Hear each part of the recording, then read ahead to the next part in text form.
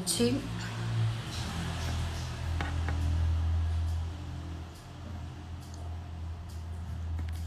Gente, vocês me falam se vocês estão me ouvindo?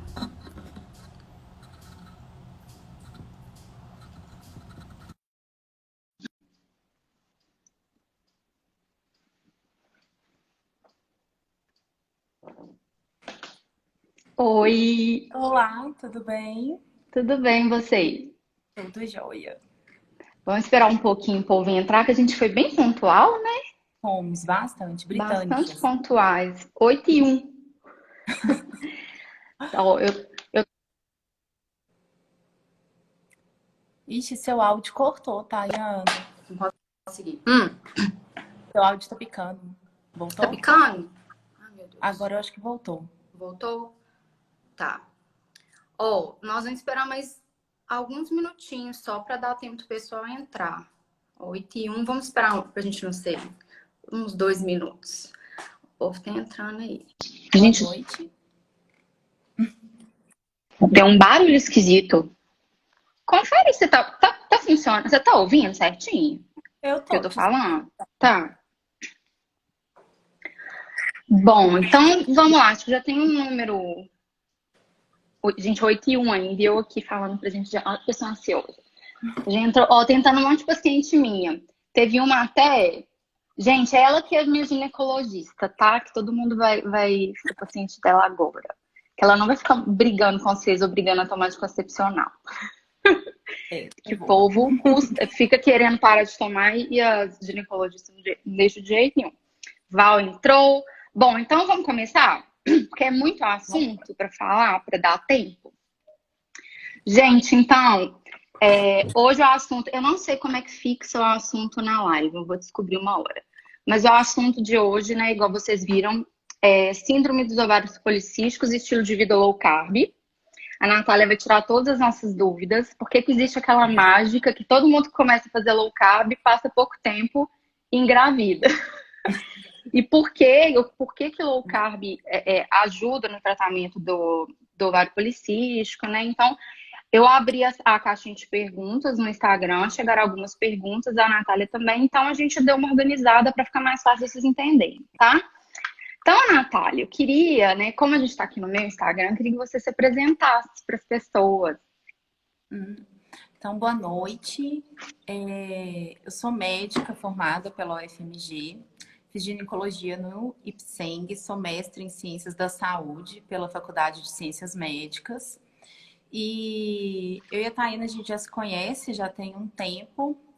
Eu estudo low carb já tem uns 4 anos, mais ou menos. Não sei se eu posso falar que estudo, não, né?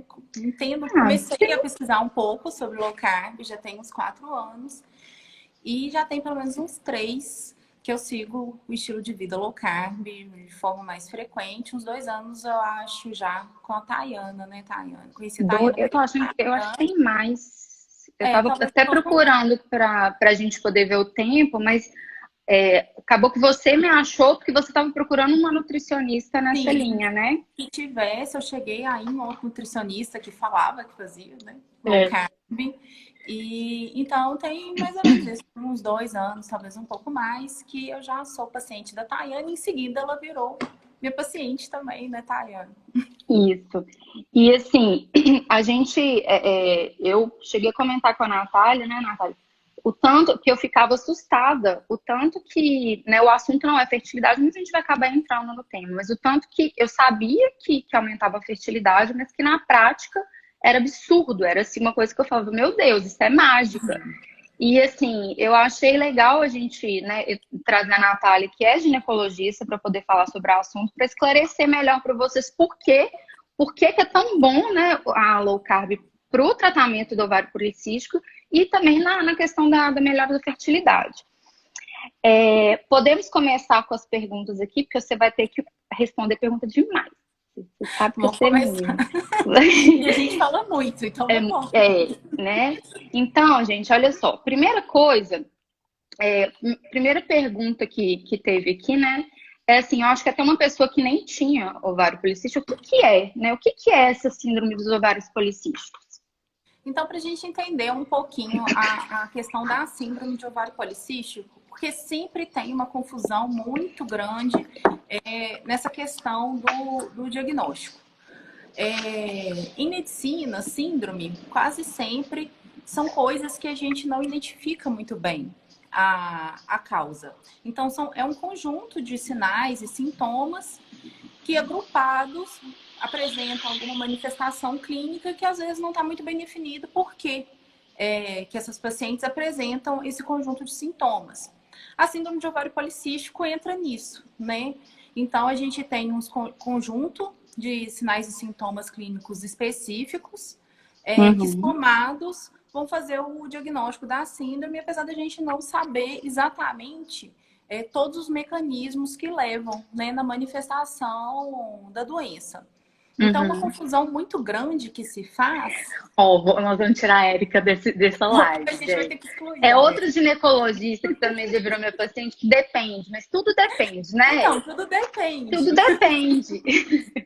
Mas é muito comum a confusão da paciente ter imagem de um ovário policístico a ultrassom e ficar com esse diagnóstico como se fosse a síndrome de ovário policístico. Então, deixar claro que ovário policístico a ultrassom não é igual à síndrome de ovário policístico. A síndrome de ovário policístico apresenta um conjunto de características muito mais complexo do que só ovário policístico a ultrassom. Né? E como que você faz o diagnóstico, assim? Como que você, além, né? Me explica assim melhor para a pessoa saber. Como não existe uma causa específica, é diferente de uma doença que você consegue medir exatamente aquela causa, existem consensos que vão fazer a gente chegar num diagnóstico da síndrome. A gente usa basicamente hoje 3 consensos. Os critérios de Roterdã são os que a gente usa mais. Roterdã, ele tem uma certa limitação, é o nome do consenso, mas eu vou entrar no que é cada coisa. Tá. Basicamente, a gente tem o seguinte, a síndrome de ovário policístico envolve ter ovário policístico a ultrassom, apesar de que nem toda paciente vai ter essa morfologia de ovário policístico a ultrassom. Mas as 2 principais características para caracterizar a síndrome é a presença do hiperandrogenismo, que é o excesso do hormônio masculino na mulher, que a gente pode perceber ou por manifestação clínica ou por manifestação laboratorial, associada à presença de irregularidade menstrual, que é o que a gente chama de oligomenorreia, que são poucos fluxos menstruais no decorrer de um ano, ou a completa ausência de menstruação. Então, as principais características são hiperandrogenismo, que é o excesso de hormônio masculino, e a irregularidade menstrual. O terceiro critério, que é o ultrassom, ele pode ou não estar presente. E aí, para fazer o diagnóstico, vai depender muito de qual critério que a gente usa. Então, a gente tem esse grupo de critérios, que é o de Roterdã, que necessariamente você não precisa ter os 3 critérios, né? Você não precisa ter hiperandrogenismo, irregularidade menstrual e ovário policístico a ultrassom, né? Alteração morfológica. Porém, você tem que ter pelo menos 2 desses critérios. É porque todo mundo chega falando, eu tenho ovário, tudo. Como é que se diagnóstico? No ultrassom. Isso acontece muito. Acontece muito. A grande maioria das pacientes chegam pra gente e aí quando você vai perguntar sobre como foi feito esse diagnóstico, ela fala, não, o médico viu no ultrassom e aí ela fica carregando às vezes aquele estigma daquela síndrome o resto da vida e muitas vezes ela não é. Às vezes não é, né? Ovário policístico. Qualquer anovulação, ela pode cursar com essa morfologia policística ultrassom. Então, mesmo anovulações de outras causas, aí a gente teria que fazer o diagnóstico diferencial. Toda paciente que não ovula, ela pode ter morfologia policística no ultrassom. E assim, só ter policistos no ultrassom também não é critério. Então, a gente tem critério de tamanho do ovário, a gente tem critério de número de folículos. Então, não é qualquer ovário policístico que também entra no critério para a classificação da síndrome. Então, a síndrome, ela tem um diagnóstico que é muito específico, né? Pois é, tá todo o pessoal sai diagnosticando. Sério, Natália, muita gente que leu sobre ovário policístico e low carb, que melhor, não sei o que, chega, eu tenho. E assim, eu não sabia, né? Eu não sou médica, eu não sabia que o diagnóstico era tão criterioso, assim, né? Eu não sabia que precisava de todos esses 3 critérios e tal, mas assim. Tem 3 critérios. Em algumas sociedades médicas, até eles consideram que é obrigatório, o critério obrigatório é o hiperandrogenismo, que é o excesso de testosterona, ou manifestação hiperandrogênica clínica, né? Que vai ser excesso de pelos, acne, né? Aí a gente entra a gente tem critérios também muito específicos, porque não é qualquer excesso de pelo. A gente tem uma tabela de pontuação de excesso de pelo, que vai variar de acordo com raça da paciente, por exemplo. Então, excesso de pelo em asiática é completamente diferente do excesso de peso daquela mulher que vai ter origem mediterrânea, por exemplo. Então, assim, não é uma coisa simples de ser feita. É mais complexo do que a gente imagina, muito né? Mais do que simplesmente o ovário cheio de folículo. Então, às vezes a pessoa tem o médico lá, o médico diagnosticou, às vezes ela tá tratando uma coisa que, assim, né, ela nem tem. Sei lá, carrega pro resto da vida. É assim, o tratamento, eu tô falando assim, às vezes a pessoa começa a tomar um anticoncepcional, né, muito nova, né, que até quero saber sobre adolescente, que foi até uma pergunta, sem precisar. Sim. Entendeu? Eu chego muitas pacientes para mim, às vezes 28 anos, e eles vão falar, não, eu tomo anticoncepcional desde os 13 porque eu tenho ovário policístico, né?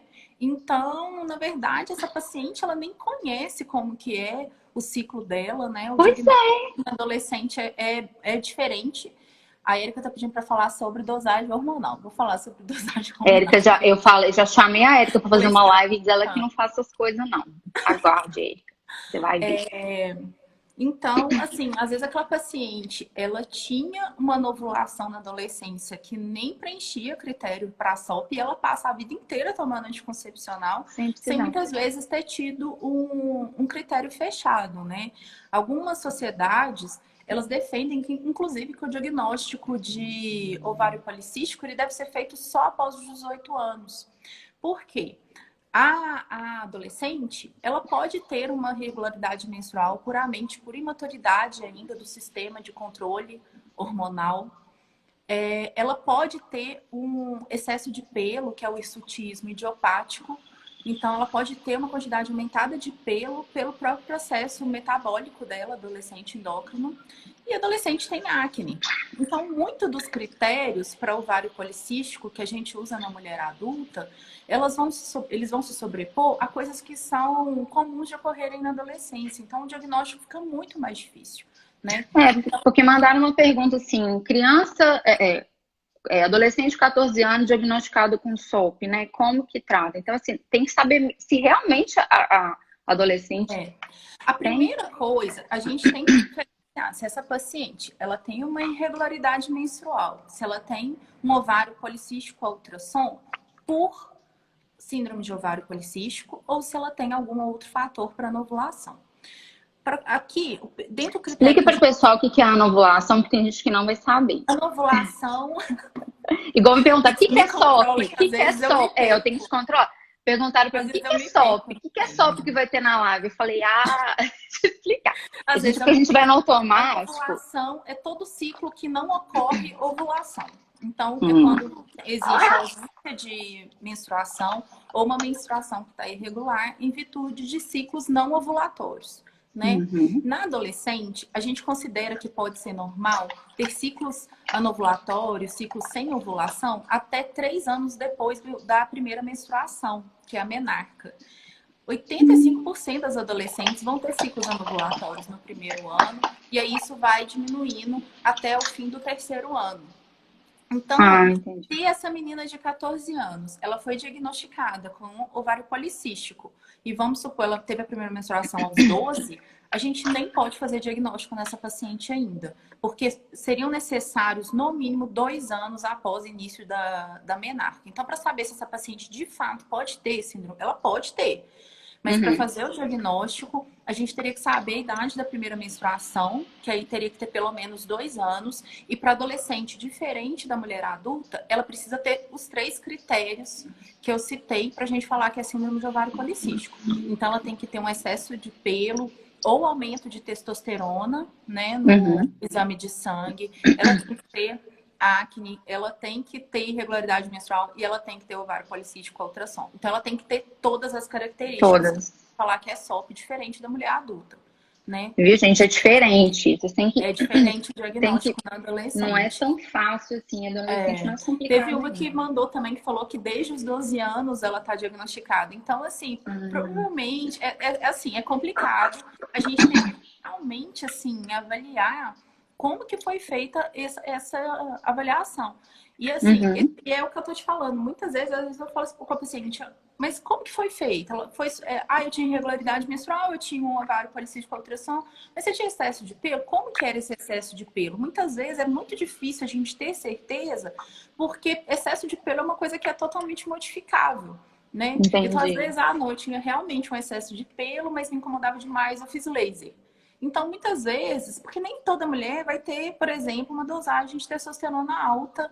Às vezes ela vai ter manifestação clínica sem laboratorial, por exemplo, né? Então, assim, às vezes a gente perde uma chance de um diagnóstico correto nessa menina, né? Porque muitas vezes, quando ela vai chegar, já é muito tempo depois, já usando anticoncepcional, né? E assim,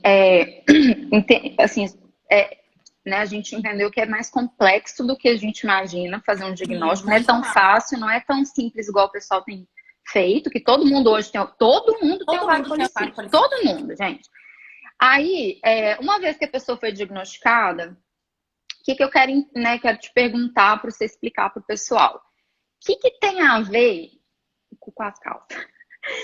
Eu sei, mas assim, o que tem a ver a questão da insulina com o ovário policístico? Dá uma explicação assim fácil. Explica, né, primeiro de uma forma tranquila. Vou fazer muito... Eu vou tentar... Então, não é muito... de forma fidedigna. A Erika tá palpitando aqui que os kits que a gente tem não foram feitos para dosar testosterona na mulher. Então, a gente tem essa dificuldade também, porque nem sempre essas dosagens são boas, realmente, para a população feminina. Acaba que o dado clínico para a gente mostra mais do que a dosagem laboratorial. Entendi. Né? E assim, aí diagnosticou. E aí, como que a insulina atua no ovário policístico? Fisiopatologia de doença, né? Que é o mecanismo de doença, é um negócio que é muito chato, até para quem é área da saúde, né? Então, eu vou tentar correr. Vou falar de uma forma, tentar. Como eu falei, a gente não tem claro ainda qual que é a fisiopatologia da doença, mas a síndrome de ovário policístico, ela tem uma causa que ela é multifatorial. A gente tem sim, foi uma pergunta que me fizeram, a gente tem sim um fator genético, mas ela não tem um gene específico implicado. Todas essas doenças que são com vários genes, elas têm um fator forte também, que é ambiental, de outras influências. E uma das principais influências na síndrome de ovário policístico é realmente o metabolismo de carboidratos, né? Todo carboidrato que a gente come, seja fruta, seja açúcar, seja pão, ele é metabolizado no corpo com auxílio de um hormônio, né, que é a insulina produzida pelo pâncreas. Ele é um hormônio que o corpo produz em resposta a uma presença em excesso de glicose no sangue, né? Então, gente, quem não sabe, desculpa te cortar, mas é só para o povo entender. Gente, comer o carboidrato, independente de onde ele vem. Independente do pão integral, do pão francês, da batata, não faz diferença. Todo carboidrato que a gente come vira glicose. Chegou glicose no sangue, o pâncreas secreta insulina, que é esse hormônio que eu perguntei, o que ele tem a ver com a SOP. Então, a presença de glicose, que se dá através do carboidrato, vai trazer a presença da insulina. Então, entendam que glicose sempre vai ter insulina. Faz o pico da insulina. Então, se você come carboidrato em excesso, você vai ter uma insulina em excesso. E a insulina ela é essencial para o processo de amadurecimento do folículo no ovário. Ela atua por duas fontes. Ela atua diretamente no ovário. Então, o excesso de insulina aumenta a produção de androgênio, né? Principalmente testosterona. Então, ela tem uma ação direta na produção de androgênio pelo ovário. E, ao mesmo tempo, ela diminui a proteína carreadora desse androgênio. Então, ela faz um aumento de produção e no fígado ela diminui a proteína carreadora. Isso faz que você tenha mais androgênio livre, né? É um dos mecanismos vários. Então, é por isso que a insulina alta, decorrente do excesso de carboidrato, ela vai fazer também a síndrome de ovário policístico. Aí você vai ter o excesso de androgênio, né? Que vai fazer todas as manifestações clínicas. E ela vai ter também um papel na redução desse amadurecimento do folículo ovariano, fazendo que ele não termine o ciclo, porque o que acontece que fica aqueles aspectos policísticos no ultrassom é exatamente isso. Na mulher que é SOP, você tem até um recrutamento muito maior de folículos pelo ovário do que na mulher não SOP. E aí, por estímulos hormonais, esses folículos param no estágio de desenvolvimento intermediário. Então, você tem um folículo, em determinado momento, num processo normal de ovulação, você teria um folículo que ficaria dominante, que é um folículo melhor do que os outros. E aí, esse folículo dominante, ele produz substâncias que vão inibir os outros folículos. Então, à medida que ele cresce, os outros regridem. O que acontece no ovário policístico é que você tem um recrutamento de folículo, você tem esses estímulos que inibem o amadurecimento dos folículos, então eles ficam todos parados em estágio intermediário. Por isso não vai até o final. De ovário, fica todos os cistinhos parados no estágio intermediário. Então, a insulina ela atua tanto nesse amadurecimento folicular, quanto também na produção em excesso dos androgênios e na diminuição da proteína que carrega o androgênio. Então, acaba que esse androgênio ele fica circulante em excesso. Em resumo, seria basicamente isso. E aí, o contrário, né? E aí, uma alimentação, né? Aí, entrando na questão da low carb, você reduzindo o consumo de carboidrato, você vai reduzir essa insulina circulante, que vai deixar o negocinho chegar até o final, né? Esse negócio que você falou, o folículo do não sei o quê. Os né? folículos. Como é que chama? Ah, gente, é muito nome. Então, só para vocês poderem entender qual que é a ligação. A ideia é justamente essa, que a partir do momento que você reduz a glicose, você vai ter um efeito de redução de insulina. Tendo menos insulina no sangue, você vai ter menos androgênio. Então, isso vai fazer que você reduza essas manifestações clínicas. Você vai reduzir essa influência da insulina em relação ao amadurecimento folicular. Então, você vai ter folículos chegando até o estágio final de desenvolvimento. Então, com a dieta, você consegue inibir todas as manifestações clínicas, né? Dentro da síndrome. Por isso, gente, todo mundo fica grávida quando... Não é que meu consultório engravida as pessoas, é porque assim, agora vocês entendendo, né? Agora vocês conseguem entender que o negócio, tipo assim, low carb vai reduzir a insulina e o fato de reduzir a insulina circulante vai ajudar na questão do folículo chegar até o estágio final dele. Então, por isso que todo mundo engravida quando tem dificuldade, até pessoas que já relataram para mim que fizeram tudo quanto é tratamento de fertilização e tal, não conseguiram engravidar, começam a fazer low carb. Você está melhorando a sua saúde, você vai melhorar a saúde dos seus óvulos também, né? Sim. E a qualidade dos óvulos melhora. Melhora a qualidade dos óvulos. Agora, me fala uma coisa, isso serve para homem também, de melhorar a fertilidade, você sabe? Sim. No homem obeso também, homem sobrepeso menos, mas o homem obeso ele é menos fértil também. Né? Outros mecanismos, assim, talvez eu não vou conseguir detalhar mais, porque eu não estudo homens há uns quase 10 anos já. Não, mas é só de curiosidade, porque eu já passei isso pra frente. Eu falei, gente, mas eu já ouvi isso mesmo. E realmente. Em homem também melhora a fertilidade, a perda de peso. Na low carb, na verdade, é tão rápido, mas tão rápido que os estudos mostram que a perda assim, de 5 a 10% desse excesso de peso já é suficiente para você voltar a ovular de forma normal. Ô, gente, eu vou desativar. A Val, minha paciente, falando. Meu pai estava assistindo a live comigo e falou assim: agora não vai me dizer que fazer low carb você não vai fazer isso. É, gente, mas vocês não estão entendendo. Na prática é muita gente. O que você tem que ter para voltar a ter ciclos ovulatórios é isso, em torno de 5 a 10% você já volta a ciclar. Então, é pouco peso que você tem que perder para ter resultado. Então, é mágico mesmo. Quando é quase que uma mágica. De vida associado, né, a atividade física com uma dieta, realmente é rápido o resultado. E assim, muita gente chega lá para mim querendo fazer low carb para tratar ovário policístico e fala assim, chega falando assim: ah, não, meu médico disse que meu ovário policístico é porque eu tenho resistência à insulina. Aí a pessoa chega tomando glifage, anticoncepcional. E aí? E quando a pessoa não tem um quadro de resistência à insulina? Porque eles já partem do pressuposto que tem. Mas nem sempre. Em tese, assim, em tese, a paciente que vai ter benefício do uso, e aí tem critérios para entrar ou não com glifage, né, que é o hipoglicemiante, existem critérios muito específicos. Hoje, os estudos mostram que a paciente que vai ter benefício no uso do glifage é aquela que realmente já tem um quadro de resistência à insulina e as pacientes obesas.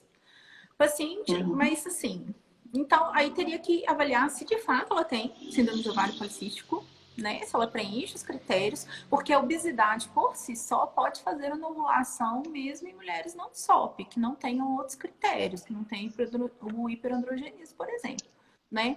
Então, assim, teria que ver. Se ela tem SOP, o que se mostra é que as mulheres com SOP, que são obesas, elas têm sim benefício do uso do hipoglicemiante, porque ele aumenta a sensibilidade da insulina. A insulina. Então, ele melhora o resultado. Mas, assim, seria uma coisa também temporária, enquanto ela tá ali mudando o estilo de vida dela. Assim, mas não é igual o pessoal tá fazendo hoje, que é assim, você tem, então toma glifage porque é por causa disso. Assim, porque entendeu? Acaba que às vezes faz um combo, né? Ah, ovário policístico é igual anticoncepcional metformina. E aí você pega pacientes muitas vezes que tem peso normal e que não tem resistência e usando metformina porque tem ovário policístico, mesmo assim, né? E o que se mostra é que na realidade não existe esse benefício. Principalmente em mulheres SOP que são magras, o que muda, o que tem real impacto em melhoria, tanto endócrina quanto metabólica, o comprovado é mudança de estilo de vida, é dieta e atividade física. O anticoncepcional, ele tem um papel que é importante para algumas pacientes na melhoria dos sintomas. Ele não tem nenhum impacto de melhora. O que o anticoncepcional faz é tratar o sintoma. A paciente tem muita acne, se eu dou anticoncepcional, melhora a pele. A paciente tem irregularidade menstrual, se eu dou anticoncepcional, ela vai ter uma regularidade menstrual. Isso pode ser feito se esses sintomas incomodam a paciente até que ela mude o estilo de vida. Né? Porque então não se trata um SOP com anticoncepcional. Você trata os sintomas, para né? A síndrome. Ele é um tratamento para os sintomas. O anticoncepcional, ele tem um papel... Aí, ó. Tomo Selene desde 17 anos devido a uma SOP. É um bom anticoncepcional para tratamento, por isso que eu usei essa palavra. Que todo mundo fala, eu trato com anticoncepcional. Ele é uma ótima opção para abordagem de sintomas na síndrome de ovário policístico. Ele tem um efeito antiandrogênico, que é um efeito reduzindo a quantidade de desses hormônios masculinos em excesso. Então, o Selene, ele melhora o excesso de pelo, ele melhora a pele, ele melhora a irregularidade menstrual. Mas ele não atua do ponto de vista endócrino-metabólico na síndrome. Tratando a causa. Ele trata o sintoma. Trata a causa, ele trata o sintoma. Você pode continuar tendo resistência insulínica, porque o grande problema do ovário policístico, obviamente, com o excesso de pelo é uma coisa que incomoda, a irregularidade menstrual é uma coisa que incomoda, a acne. Mas o grande problema do ovário policístico não são essas manifestações, né? O grande problema é o impacto que ele tem na saúde da mulher de longo prazo, com risco de diabetes, com risco de doença hepática, com risco de doença cardiovascular. Então, se você toma um anticoncepcional e não faz a dieta, não vai fazer a menor diferença no que é o grave da síndrome. Aí a Karine é minha paciente, ó.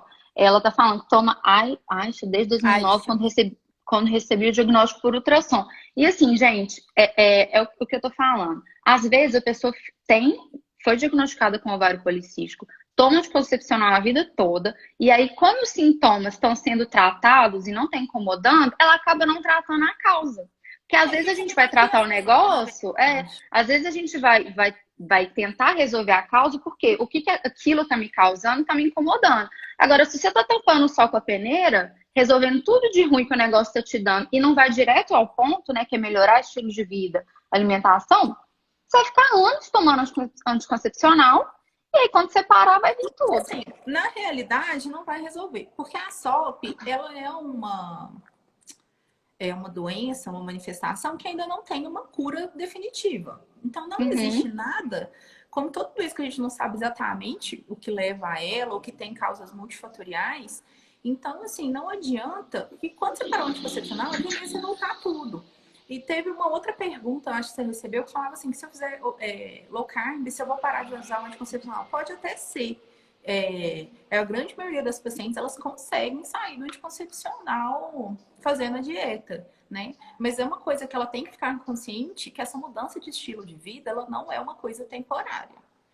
Tem que ir pra vida, é estilo de vida pra sempre. Porque não é pra fazer uma dieta. Vou emagrecer, vou fazer low carb por 2 anos, meus níveis hormonais vão ficar normais, porque vão mesmo, e aí vou voltar pra vida que era antes. Os sintomas vão voltar, o risco permanece, né? Porque é um fator que, igual eu falei, ela tem uma origem que é genética, ela tem essa origem que é metabólica, então é uma paciente que ela tem um risco maior mesmo.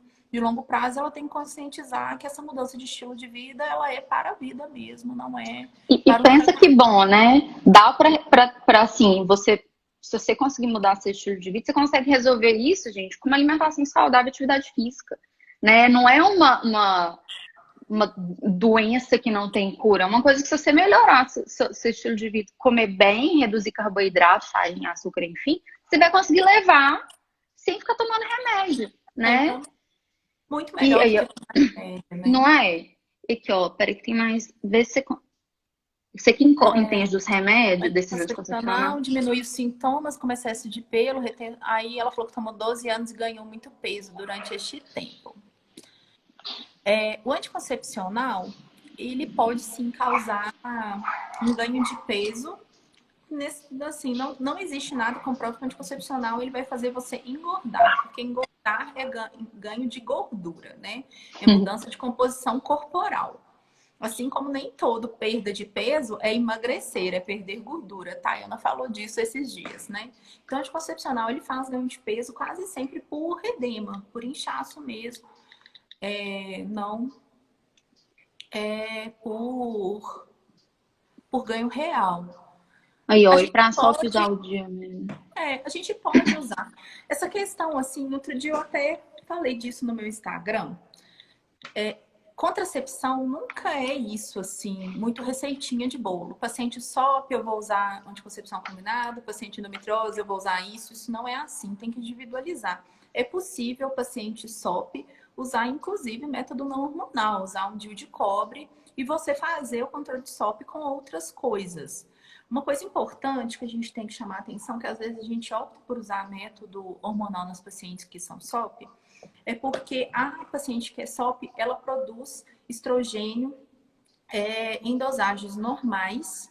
O que vai estar alterado nela é a produção de progesterona. Desculpa. A progesterona, ele é um hormônio resultado do processo de ovulação. Quem não ovula tem níveis baixos de progesterona. E a progesterona é que é o hormônio responsável por fazer a descamação do endométrio. Então, é por isso que a mulher SOP, ela não menstrua. Porque como ela não produz progesterona, você não tem o hormônio que é responsável pelo processo de descamação.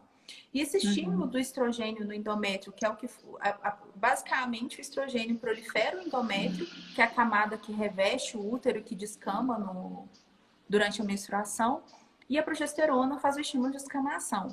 Quando você tem esse estímulo contínuo de proliferação sem progesterona, você aumenta o risco de neoplasia de endométrio. Então, Nossa.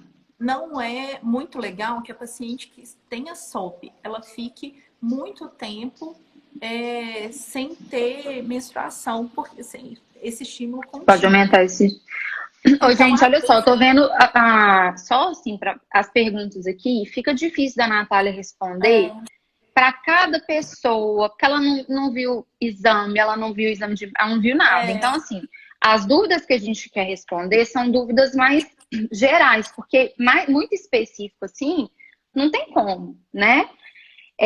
Então, assim, a gente vai tentar responder as dúvidas mais gerais. Agora, cada anticoncepcional, não sei o que, isso também vai de cada profissional, né, Natália? É até difícil você ficar.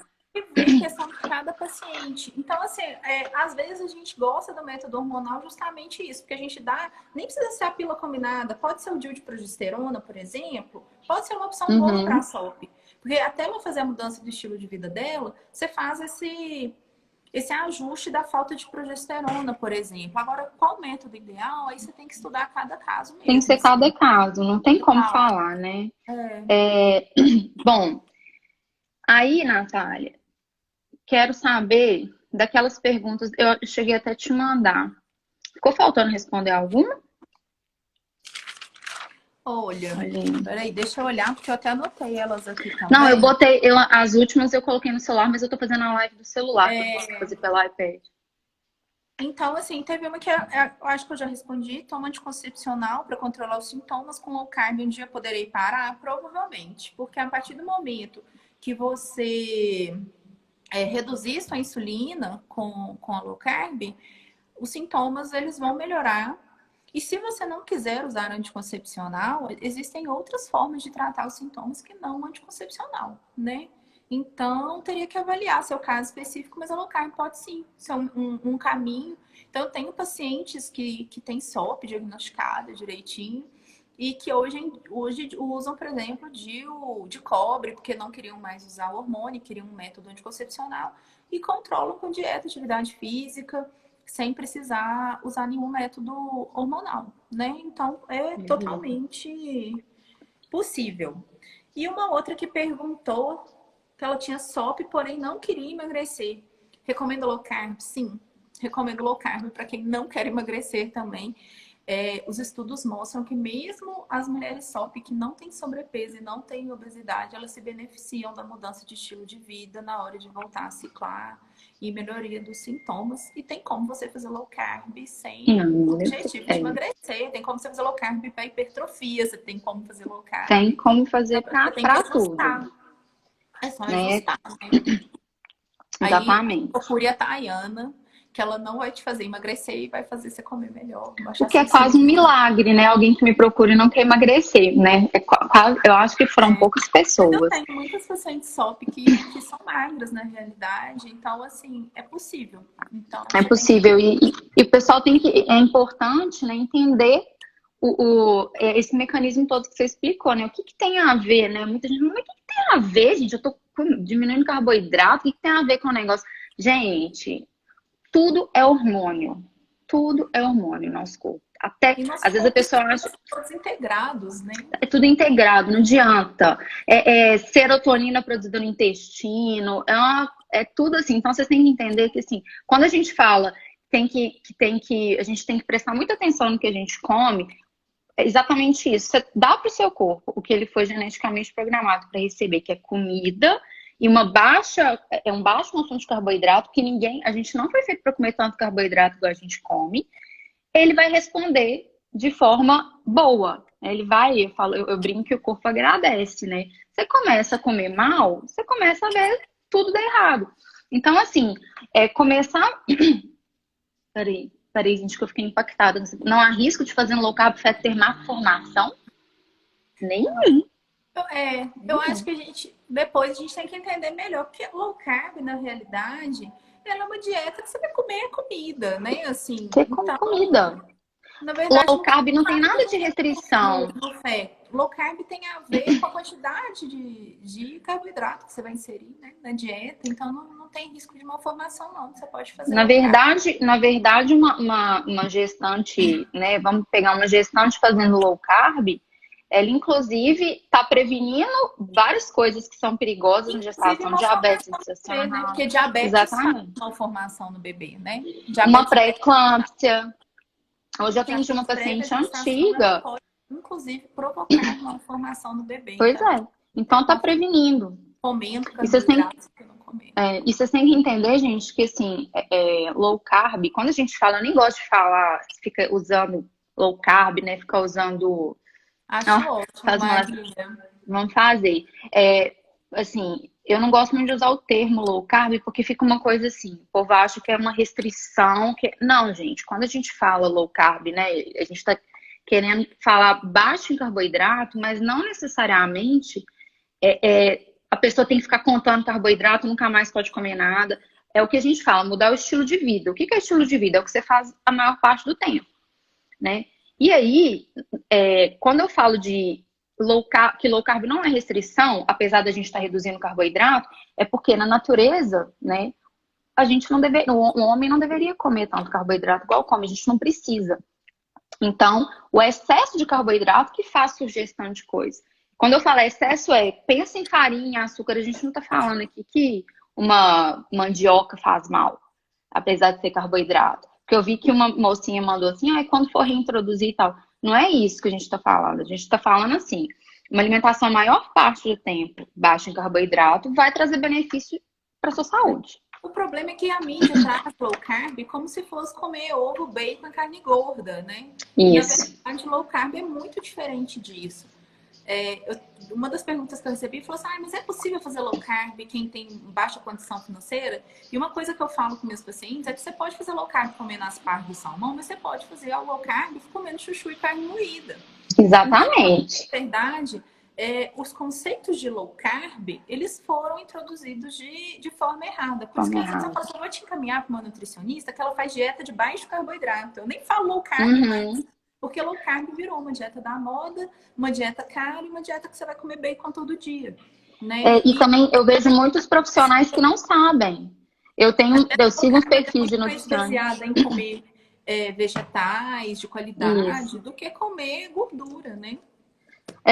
Eu tenho até que eu sigo aqui no Instagram profissionais, nutricionistas que metem o pau no low carb e assim, eu vejo que elas falam sem saber o que elas estão falando. Tipo assim, come queijo, gordura. Gente, não é isso, sabe?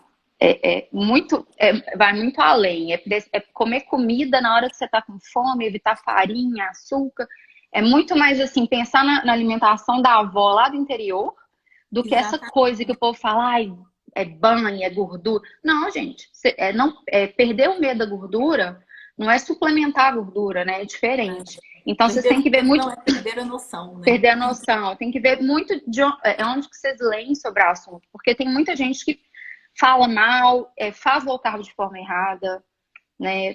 Tem muito isso. Então, assim, mas a low carb raiz mesmo vai trazer benefício para melhora da fertilidade, para tratamento de ovário policístico, para tudo, para emagrecimento, enfim.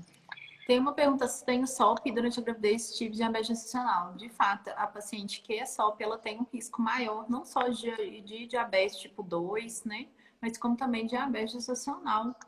A gente pode fazer depois uma relação de SOP também com gravidez e low carb. A gente pode fazer, gente, se vocês quiserem dar. Depois, acho que surgiram muitas dúvidas relacionadas a fazer low carb na gestação. Né? Muita gente me manda quando eu abro caixinha perguntando se pode fazer, gente. O que eu falo é assim, se você tem uma alimentação muito lixão, se você come muito carboidrato, inventar de estou grávida, vou começar sem acompanhamento a fazer low carb, lógico que vai ser melhor do que comer o lixão, mas assim, você vai passar mal, não é um momento de fazer essa mudança drástica. Procura um acompanhamento nutricional. Não tem problema. gestante de fazer low carb, de forma correta e com acompanhamento. Gravidez nunca é o momento de você mudar muito. É igual as pessoas falam assim, mas eu posso fazer exercício durante a gravidez? Pode. Você não faz Não adianta você nunca. passar a vida inteira sedentária e você vai fazer crossfit na gestação. Vai. Então, assim, gravidez não é hora de mudanças radicais. Então, agora, é possível totalmente fazer uma dieta de baixo carboidrato que não é radical, né?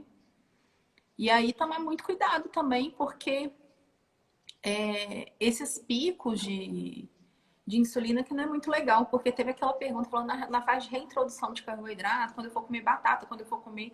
Então, assim, quando a gente vai usar low carb para tratamento, a gente tem que tomar um pouco de cuidado, né, Tayana, com essas coisas que vão fazer pico de insulina aí. Porque mesmo que a quantidade de carboidrato total fique dentro da low carb, você vai ter picos de insulina que não vai ser muito legal quando é questão de tratamento, né?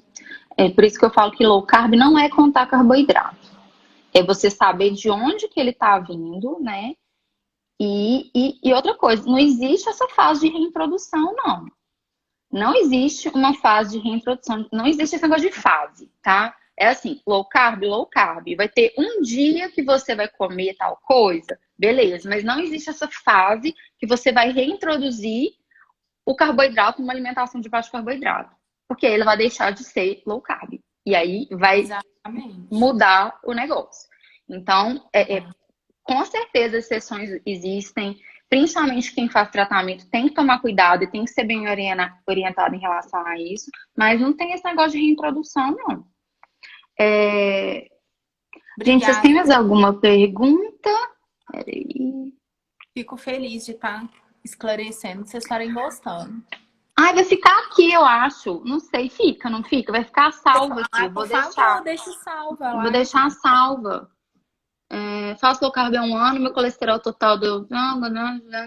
Ai, gente, a análise de exame na live não é viável. A gente não consegue. Porém, acho que perguntei na live errada. Peraí, não tô entendendo, fiquei confusa.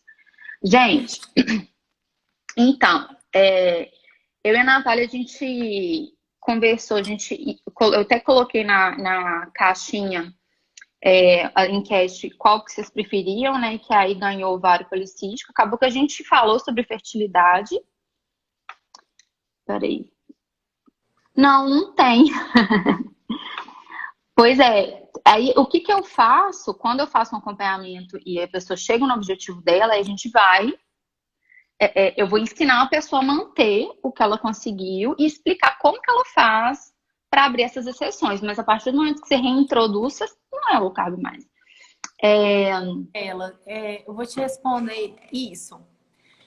O que os estudos mostram é que mudança de estilo de vida é melhor do que usar estímulo ovariano com medicamento no sucesso da gravidez.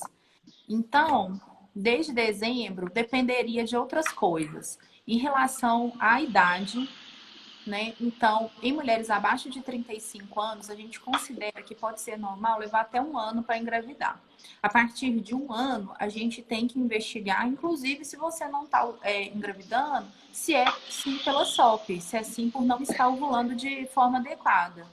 27. Então, você poderia aguardar até 1 ano de tentativa para a gente começar a fazer uma investigação.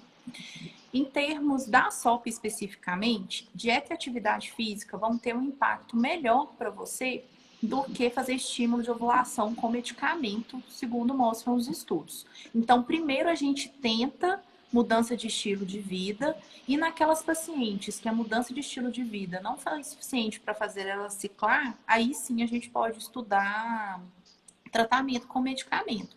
Mas, assim, em termos gerais, né? Para te falar mais certinho, teria que ver seu caso direitinho, né? Ver se tem outros fatores. O ideal para você é marcar uma consulta com o ginecologista, fazer uma avaliação pré-concepcional, para ver se é só a SOP realmente. Porque dentro desse tempo que você está tentando, ainda é normal, mesmo para casais que não tem nada. Às vezes demorar para engravidar. Agora, toda a minha experiência em nutricionista seguindo linha low carb, gente, as pacientes As Tem pacientes engravidam. em um mês, 2 meses, ficam grávidas e assim, sei lá, retorno já tá grávida, é muito rápido. Então, a mudança de estilo de vida, assim, é o que mais É funciona. muito rápido. As minhas Muito pacientes só rápido. que todas engravidam também. Toda, gente, tá É todo mundo muito grávido. rápido. É. Depois, Ano, aí tem que ver cada caso, mas a grande maioria das pacientes elas voltam a ciclar com mudança de estilo de vida. Então, a primeira tentativa realmente é fazer a paciente fazer dieta, atividade física e perda de peso para as que precisam, ou dieta, atividade física para aquelas que já estão com o peso normal. E aí a gente dá um período, né, para ver se elas vão voltar a ciclar. Se não for suficiente, aí a gente pode investigar e avaliar. Primeira etapa, inclusive, é ver se não tem outro fator, porque às vezes a paciente acha que não engravida por causa da SOP e ela tem algum outro fator. E, e aí, excluídos os outros fatores, aí a gente pode pensar assim no estímulo de ovulação. Algumas pacientes precisam, mas não são todas. É a minoria que vai acabar no estímulo se elas aderirem, sabe? pois é, muito relato de gravidez colocável. É muito, e assim, é rápido, tá? Muito e rápido. Eu já aviso logo pra pessoa, você tá tentando, primeira coisa, você tá tentando engravidar?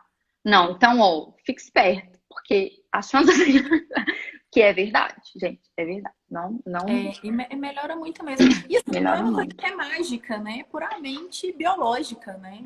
E a É, maioria por isso volta a dar. que eu quis falar, né? Desde aquela vez que a gente tá marcando, eu falei, gente, eu preciso de trazer uma ginecologista para falar sobre o assunto, para explicar melhor pro pessoal, porque as pessoas ficam assim, mas como assim, né? Agora vocês entenderam. Gente, olha só. Falta o quê, Natália? Faltam 10 minutos Melhore, porque para. a parte hormonal regula, né? Libido é ótimo. E isso Que melhora lindo. também a chance de gravidez, porque a libido melhora, Né? a Pois qualidade de é, voz, o perfil metabólico, tudo melhora. tudo vai melhorar. Tem uma que tá falando que parou de engravidar, que ela não vai querer mais. Então, é o Tem seguinte, quantos faltam meses? 10. Ô, Natália, eu te contei que tem uma paciente que engravidou com anil de cobre. E Contou, eu tenho gente. paciente que fala assim, por que você não me avisou que aumentava a fertilidade? Eu tenho um paciente que tá com 40 anos e engravidou. E ela veio me perguntar, tá? Então, ainda bem que meu marido é Gente, castrado, é boa. Aí, gente, olha só, eu e a Natália, a gente vai fazer, eu já tô falando mesmo, a gente vai fazer várias lives, né, Natália? E nós a vamos fazer gente, várias lives. né, porque assim, eu atendo mais mulher, a Natália atende só mulher, e Também. dúvidas que eu tenho lá, e eu acho muito importante uma ginecologista falar sobre o assunto, uma ginecologista que não é contra low carb, que a gente tem um certo problema às vezes, né, com profissionais que são contra, enfim. E aí a gente vai a gente quer saber assim, tema para a próxima live. Vocês querem mesmo sobre gestação? Qual que ela falou, gente? Gestação Gestação e e low carb, eu acho que fertilidade, né? a gente vamos pensar e colocar na enquete para vocês votarem, tá? Depois vocês mandem. Ai, qual hormônio? Tomar hormônio é muito vago, É, né? Eu acho assim, que a gente tá quase acabando nosso tempo. A gente tá vai quase falando. acabando. Por isso que eu tô Também, falando.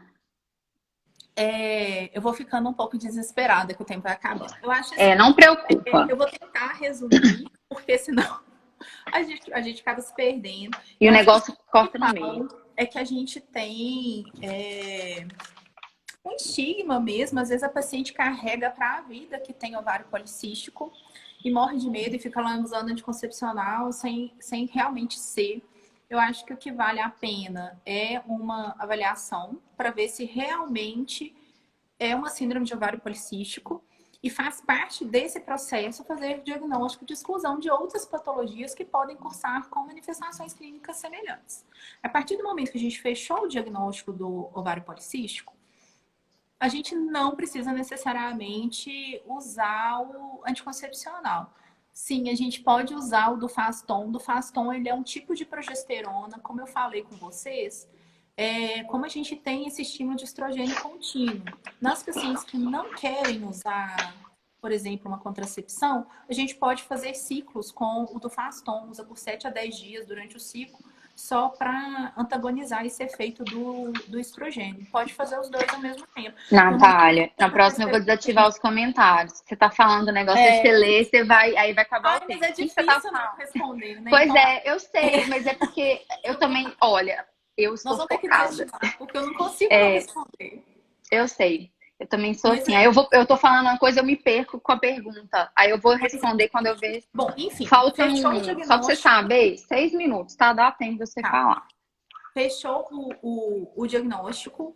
Qual que é o mais importante dentro da síndrome de ovário policístico? Saber que aquela paciente ela tem um risco maior metabólico. Então, ela tem risco maior de síndrome metabólica, ela tem risco maior de doença hepática, ela tem risco maior de doença cardiovascular. Então, o que é importante para essa paciente, além do controle dos sintomas que incomodam ela? Fazer um tratamento para esse risco maior de longo prazo. Isso é o mais importante dentro da síndrome de ovário policístico. A partir do momento que você trata esse risco, que aí vai ser dieta e atividade física, você vai melhorar a regularidade menstrual, você vai melhorar a pele, você vai melhorar esse excesso de pelo. Nesse período, a gente pode sim usar o anticoncepcional para melhorar os sintomas, sabendo que a gente não está tratando a síndrome, sabendo que a gente está melhorando os sintomas. Que o efeito do estilo de vida melhore realmente esse excesso de hormônio masculino.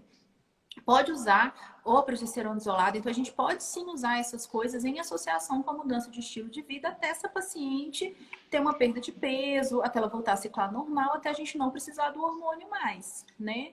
Então, e sabendo que fazendo low carb, a gente vai sim melhorar a fertilidade na paciente que é SOP, porque ela vai voltar a ovular normal e a gente melhora outras coisas de qualidade, de óvulo, enfim. E que até quem não é SOP, não. Até quem não tem ovário policístico, sim, mas a pessoa tem uma alimentação muito ruim, ela acaba melhorando também. Tem esse impacto.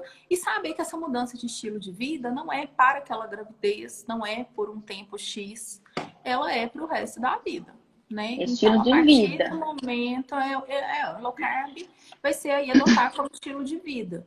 Então, não adianta fazer por um período e falar, não, agora eu já melhorei, estou sem sintomas, vou voltar a comer normal. Não vai. Vai voltar todos os sintomas novamente. Então, assim, entender que o ovário policístico, ele não é um estado de momento. Ele é uma entidade que deve ser realmente abordada e tratada ao decorrer da vida. E aí, mudou o estilo, voltou o estilo de vida ruim, vai voltar ao ovário policístico, vai gente. voltar então, assim, as manifestações. Basicamente, é isso. Eu espero de coração ter ajudado muito, assim. Ai, gente, que bom que vocês gostaram. A gente fala muito, não liga não. Imagina na consulta. Eu e a Natália, a gente atende aqui em Belo Horizonte. A Natália, vocês vão lá no perfil dela para poder, né, marcar e tal. E o meu tá aqui no meu perfil. Mas assim, nós duas em BH. Nós duas de Belo Horizonte. Mais alguma dúvida rapidinha? Falta. E agora tá. Ainda falta 3 minutos. Gente, então vamos despedir.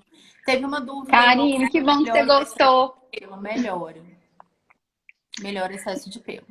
Viu, Karine? Depois você vai lá na Natália pra parar com esse negócio, esse anticoncepcional seu aí. Natália, fiquei muito feliz. Obrigada, foi muito bom. Adorei. Pessoal, obrigada pela presença. Vou deixar gravado aqui, tá? Agora apareceu aqui pra mim, que eu que sou a dona da live, né? Apareceu assim, falta 1 minuto e 55. Natália, um beijo. Obrigada. A gente... eu te espero semana que vem. Beijo. E a gente... Você vai semana que vem também, né, Natália? No consultório? Então, semana que vem eu vou ver todo mundo. Eu tô precisando, tô em falta, tô precisando voltar. Pois é. Então tá. Gente, boa noite pra vocês. E aí a gente se vê na próxima. Feliz que tenham gostado. Obrigada, viu, Natália? Te espero lá semana que vem. Beijo, gente. Boa noite. Boa noite, todo mundo. Beijo, gente.